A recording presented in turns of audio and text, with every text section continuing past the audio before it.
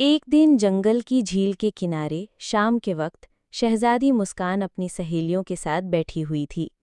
सब लड़कियां अपनी नाजुक नाजुक कदम झील के ठंडे पानी में डाले हंसते खेलते जुगनुओं को पकड़ने की कोशिश कर रही थीं।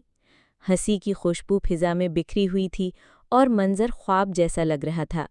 दरख्तों के पीछे छुपकर एक नौजवान शहजादा आर्यान खामोशी से उन्हें देख रहा था। जैसे ही उसकी नज़र मुस्कान पर पड़ी, उसका दिल धड़कने लगा। नीली आंखों वाली दूध जैसे रंग की वो मासूम लड़की उसे जैसे किसी और ही दुनिया की लगी। आर्यान की नज़रें बस मुस्कान पर ही ठहर गई। वो उसे जाता हुआ देखना भी नहीं चाहता था। मुस्कान की सहेली ने मुस्कुराकर कहा, मुस्कान, बहुत देर हो गई है, अब घर चलें, घर वाले परेशान हो जाएंगे। दूसरी सहेली ने भी कहा, हाँ, सूरज छिपने ही वाला है। मुस्कान ने आहिस्ता से झील की तरफ देखा और नरमी से बोली, हाय अल्लाह जी, वाकई वक्त का पता ही नहीं चला। चलो चलो, घर चलते हैं।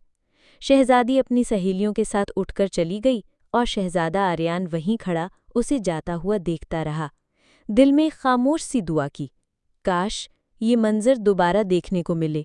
क्या मैं इतना बुरा हूं?